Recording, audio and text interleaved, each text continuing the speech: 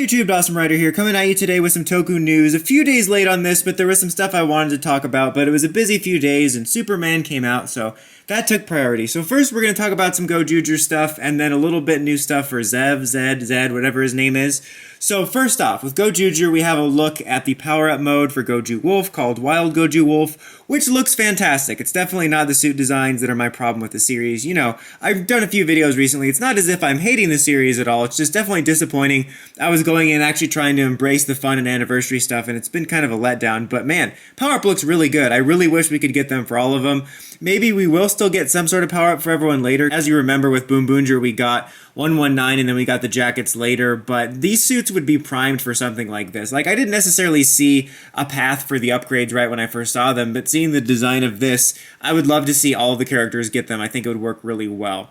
And he's got a new blaster weapon called the Orca Booster. I thought it was blaster. Orca Booster? What the hell are you even talking about? 50-50, whatever that is. It's a handheld device able to channel Sentai rings, and it's fine, I guess. You know, I like the design all right. I think the coolest thing about it is the ability to put the Sentai rings on it. Like when you see all of them on there, that looks really cool. But the coolest thing about it is you can combine it with the Tega Sword to create Tega Sword Akatsuki, and it looks really cool. Like, I think it'll look even better in the show, kind of like with Polar's Mecha. Seeing the toy, I actually quite liked it, even based on the toy, and then getting to see it in the show, it was even more so. But even just based on the toy, I quite like the design. I think it looks pretty good. I saw some people comparing it to Susanomon, or whatever it was called, from Frontier, which I could totally see because of the ring behind it, which looks pretty cool. I don't think I'm going to be picking it up. I've kind of given up on the Gojuger toys outside of Tega June, which I do have and will record at some point. It's just my enthusiasm for the show has lessened, and, you know, people don't seem to be that interested in the toys. But yeah, I am looking forward to at least seeing some more stuff unfolding in the show, and hoping that the show picks up for me. Alright, next up we have the stuff for Kamen Rider Zets. I'm just going to call it that until we hear what it's called. So the driver is called the Zets driver or whatever. The default for the Zets driver is the red impact chasm, which unlocks the base form called Kamen Rider Zets Physicam Impact. Spinning the capsule driver unlocks a unique animation along with lights and sounds, and the other ones are the blue one, the Technolam, the green Esperum Recovery, purple Paradigm Wonder, I think it says Paradigm.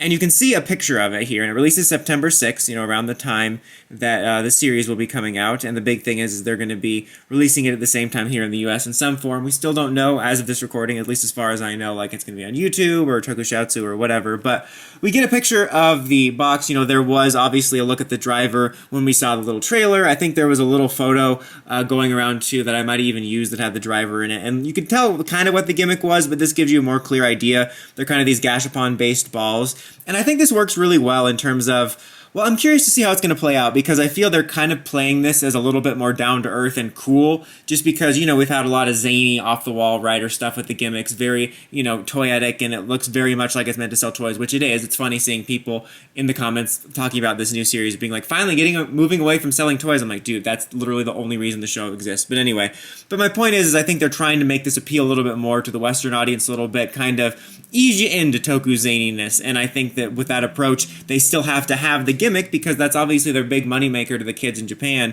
So I was interested to see how they tackle it, and it seems like they have a good approach here, where it seems like they're going to be able to have the lights and the sounds and the gimmick the kids buy.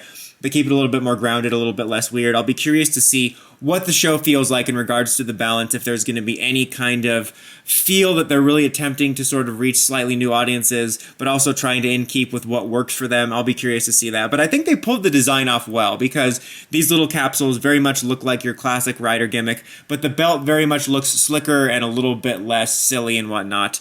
But then also, importantly, we do get a look at his other forms and what they look like, and it's very much so more of along the lines of Kuga Agito, where they're kind of more different colored versions of him, which I don't mind. You know, I do kind of like the ones where they look like almost completely different forms, but I think these overall look pretty cool. The blue one in particular, I think, looks pretty awesome. It looks like he's in stealth mode, and I do personally really dig the design.